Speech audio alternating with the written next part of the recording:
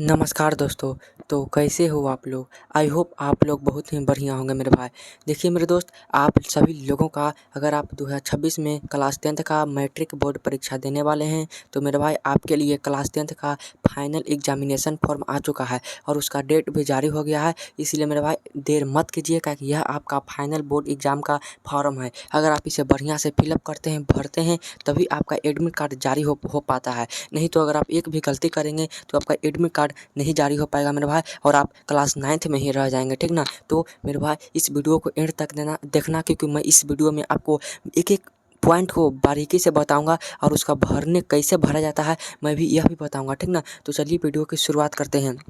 यह 2026 वाले छात्रों के लिए है, चाहे वह कंपार्टमेंटल में एग्जाम दे या रेगुलर कोटे के छात्र हैं, यानी पहली बार क्लास 10th का एग्जाम दे रहे हैं, उनके लिए यह फॉर्म है। तो देखो भाई, पहले वो तो फॉर्म मिलेगा बिहार स्कूल एग्जामिनेशन बोर्ड की तरफ से। तो यहाँ पे देखो, पहले मैं बता देता हूँ, यहाँ पे सिग्नेचर करना रहता है, फोटो साट कर नीचे सिग्नेचर करना रहता है। यानी मेरा कहने का मतलब यही है कि मेरे दोस्त, यह जो फोटो यहाँ पे आपका एक फ़ोटो साटना रहना चाहिए, बहुत ही अच्छा फोटो रहे, ताकि ये आपका यह नहीं कि आप पचमे का फ़ोटो डाल दीजिए। तो यहाँ पे आपको जब आप एडमिट कार्ड निकलेगा ना, तो इसी फोटो का निकलेगा जिस पे यहाँ पे आप साटेंगे, और साथ में सिग्नेचर भी कर देना है, ठीक है। तो देखो, पहला में है रजिस्ट्रेशन नंबर और ईयर। तो देखो, रजिस्ट्रेशन नंबर आपका डमी एडमिट कार्ड जो निकला होगा ना, उस पर स्कूल कोड और डैश दे के कुछ अंक लिखे हुए रहते हैं, वहीं रजिस्ट्रेशन ईयर नंबर रहते हैं और ईयर रहते हैं। किस प्रकार से लिखे रहते हैं मैं बताऊंगा। पहले मैं इसी तरह बता देता हूँ बारीकी तरीके से, फिर मैं सब भरा हुआ भी एक पेपर लाया हूँ, ठीक ना। तो दूसरा BACB यूनिक आईडी रहता है, आपका डमी रजिस्ट्रेशन कार्ड पर ही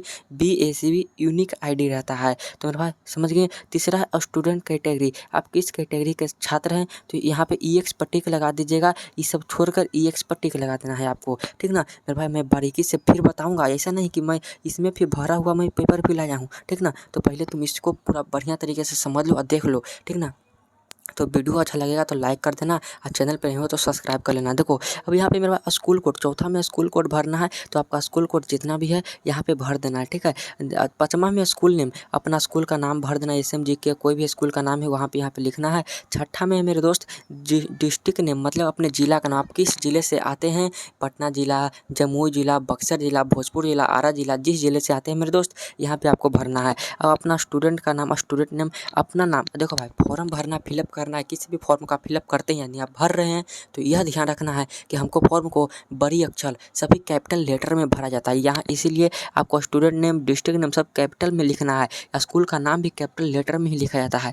अब मदर्स नेम, अपने माता जी का नाम लिख लेना, यहाँ पे फादर्स नेम, पिताजी का नाम, और डेट ऑफ बर्थ लिखना है। कैसे, यहाँ पे देखो 2 गोला है ना, तो लिखना, मान लो कि किसी व्यक्ति का जन्म 6 तारीख को हुआ है, दूसरा महीना 2009 में हुआ है, तो इस तरीके से 6/02/2009 लिख देना है, ठीक है। और जेंडर, आप मेल हैं या फीमेल हैं, या आप लड़की हैं तो मेरे पास फीमेल में टिक कीजिएगा, लड़का है तो मेल पे टिक कीजिएगा, ठीक ना। बात को समझिए, लड़की है तो फीमेल, लड़का है तो मेल, ठीक है। और कास्ट कैटेगरी, आप किस कैटेगरी के छात्र हैं, जनरल में आते हैं कि EBC में आते हैं कि BC SC ST। तो मेरा भाई, अगर आप यादव कैटेगरी के छात्र हैं तो BC में लगाना। अगर आप बिंद हैं, पंडित हैं, तो आपको EBC में यहाँ पे टिक लगाना है। फिर SC ST पासवान के लिए आता है, मांझी के लिए आता है, ठीक ना। अब 13 नंबर को ध्यान से समझो। डिफरेंटली एबल्ड का मतलब होता है मेरे दोस्त, डिफरेंटली एबल्ड का मतलब आप विकलांग कोटे के छात्र हैं या सीधा हैं, मतलब आपका गोर हाथ टूटल है, हाथ पैर टूटा हुआ है, आँख आंधर है, मतलब आप ब्लाइंड हैं। तो मेरे दोस्त, इसमें अगर आप ऐसा कोई छात्र हैं जिसके पैर नहीं है, विकलांग कोटे के छात्र हैं, तो यहाँ पे यस पे टिक लगना है। अगर आप नहीं है तो नो पे टिक लगाना, ठीक ना। तो यहाँ पे नो आपको टिक करना है। नेशनलिटी, आप इंडियन हैं, यहाँ पे इंडियन लगा देना। रिलीजन मतलब धर्म, आप किस धर्म से हैं, हिंदू हैं तो हिंदू पे, इस्लाम है तो इस्लाम, सिख, जैन, बुद्ध और क्रिश्चियन, ठीक ना। तो यहाँ पे रिलीजन हिंदू पे टिक लगा देना है मेरे दोस्त। अब है आधार नंबर, तो यहाँ पे अपना आधार नंबर बिल्कुल अच्छी तरीके से फिलअप कर देना है। अपना आधार नंबर देखकर यहाँ पे लिख देना, और आधार नंबर से ही अपना नाम अक्षर बे अक्षर मिलाकर लिखना है, फिलअप करना है आपको फॉर्म में, ताकि यह फॉर्म यही फाइनल फॉर्म है। यहाँ से अगर आप फॉर्म अच्छा से भरते हैं, वही सब एडमिट कार्ड में आएगा, ठीक ना। तो बारीकी से भरना है मेरे भाई।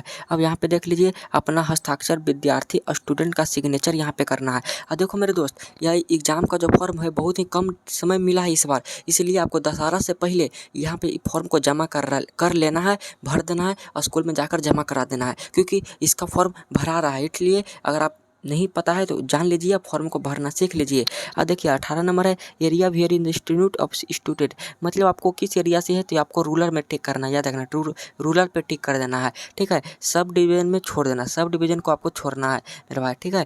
नेक्स्ट है यहाँ पे मोबाइल नंबर, तो अपना मोबाइल नंबर देना जरूरी है, इसलिए है क्योंकि अगर आप मान लीजिए कि आप टॉपर वेरिफिकेशन में आ गए, आपका नंबर बहुत अच्छा है, तो टॉपर वेरिफिकेशन में जो बिहार बोर्ड बुलाता है कॉल करके, तो इसी नंबर पे बुलाता है जिस पर आप नंबर यहाँ पे भरेंगे, इसलिए चालू नंबर ही भरिएगा जो आपको चालू रहे। आपको लगे कि मैं टॉपर बन सकता हूँ तो आपका कॉल आएगा, तो यहाँ पे अपना चालू नंबर भरना, ईमेल आईडी भर देना मेरे दोस्त, अपना ईमेल आईडी। यहाँ पे देखो स्टूडेंट नेम इन हिंदी, उसमें इंग्लिश में लिखना था तो इसमें आपको हिंदी में लिखना है, अपने माता जी का नाम हिंदी में लिखना है, पिताजी का नाम भी हिंदी में ही लिखना है, ठीक है।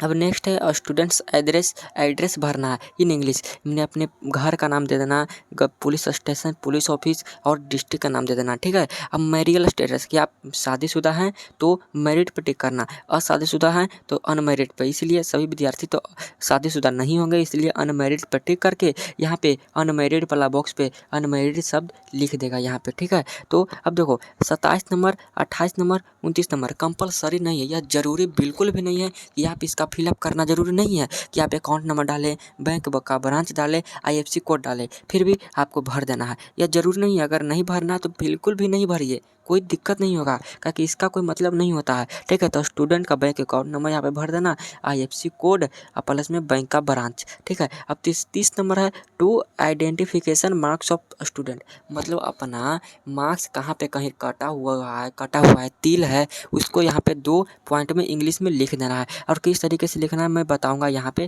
ध्यान से समझिए पहले। अब 31 है मेरे दोस्त, यहाँ पे कहता है कि medium language of appearing in examination, मेरा भाई बहुत इंपॉर्टेंट 31 नंबर है। अगर आप इंग्लिश में क्लास 10th का एग्ज़ाम देना चाहते हैं, अगर आप चाहते हैं कि हमारा सिर्फ इंग्लिश में क्वेश्चन मिले, तो यहाँ पे इंग्लिश पर टिक करना, नहीं तो जनरली सभी विद्यार्थी बिहार बोर्ड के होते हैं तो वह हिंदी पर टिक करते हैं, इसलिए आपको भी 31 नंबर पर मीडियम पर हिंदी टिक करना है, ठीक है। अब विजुअली इम्पेयर्ड मतलब होता है कि आप विजुअली इम्पेयर्ड है तो यहाँ पे यस लगा देना, ठीक है मेरे दोस्त। अब देखो 33 नंबर ये आपके लिए नहीं है, यह अगर आप शुरू क्लास 10th का बोर्ड एग्जाम दे रहे हैं तो 33 नंबर आपको बिल्कुल छोड़ देना है, लेकिन मैं बता देता हूँ यह किसके लिए है।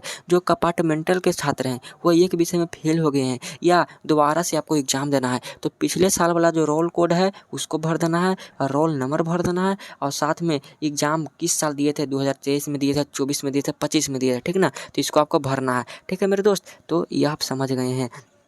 नेक्स्ट यहाँ पे है 34 नंबर स्टूडेंट का डिटेल भरना है। देखो EMIL मतलब आपको हिंदी में मारना है, SIL में संस्कृत मारना है, कंपलसरी सब लगा देना, math, science, social science, English सब कंपलसरी है, ठीक है। अगर आप एडवांस में मैथ लेना चाहते हैं तो लगा देना, नहीं तो छोड़ दीजिएगा इसको, ठीक है। अब नेक्स्ट यहाँ पे है लास्ट, इसको छोड़ देना, 35 नंबर बिल्कुल ही छोड़ देना है, और यहाँ पे आपको घोषणा में लिखना है आपका है यहाँ पे स्टूडेंट क्या गार्जियन का यहाँ पे साइन चाहिए, हिंदी या इंग्लिश में गार्जियन का साइन, यहाँ पे आपका साइन, स्टूडेंट का सिग्नेचर हिंदी में और यहाँ इंग्लिश में स्टूडेंट का सिग्नेचर चाहिए, और यहाँ पे अगर आप जमा कर देते हैं फॉर्म का फीस जितना लग रहा है उतना आपको स्कूल से पता करके जमा कर देना है, तो यहाँ पे सिग्नेचर ऑफ प्रिंसिपल, ठीक है मेरे भाई। अब बता देता हूँ किस तरीके से भरना है, वो तो मैंने आपको समझा दिया बिल्कुल बारीकी तरीके से।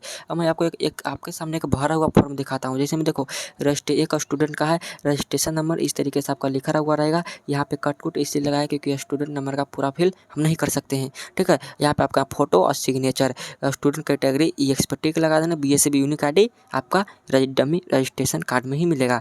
स्कूल कोड जैसे कि इस विद्यार्थी का स्कूल कोड है 71106, स्कूल का नाम है Raju Kumar high school, district name Patna है, स्टूडेंट का नाम अजीत कुमार है, एकदम बड़की में देखो कैपिटल में, आप बिल्कुल अच्छी तरीके से भरना मेरे पास।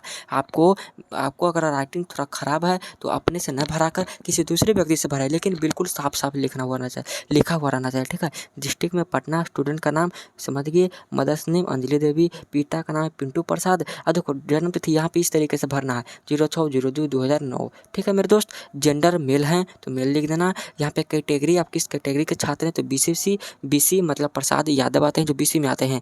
अब डिफरेंटली एबल्ड में नो टिक लगाना है अगर आप विकलांग कोटि के छात्र नहीं है तो, अगर हैं तो यस पे लगाना। नेशनलिटी इंडियन है तो इंडियन, रिलीजन हिंदू तो मेरे भाई हिंदू पर टिक करना है। यहाँ पे आधार नंबर इस तरीके से आपको लिखना है, ठीक है। ये आप अपना यहाँ पर हस्ताक्षर करना है इंग्लिश में, ठीक है। अधिक अब जब का जैसे कि विद्यार्थी का है यहाँ पे अजीत कुमार, तो अजीत कुमार आपको फिलअप कर देना है या सिग्नेचर करना है। देखो भाई यहाँ पे रूलर पे टिक करना है और 18 नंबर, और देखो यहाँ पे मोबाइल नंबर वहीं डालना जो चालू है।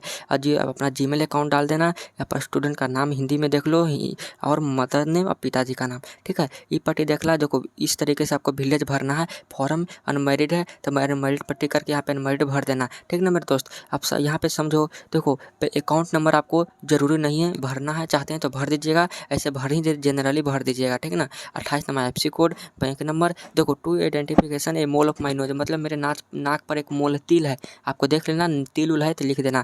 ये cut of my left hand, उस विद्यार्थी का बायां हाथ में कटा हुआ है तो इसीलिए मैंने लिख दिया। अब मीडियम मेरे भाई हिंदी में वो परीक्षा देना चाहता है तो हिंदी यहाँ पे टिक हो गया है।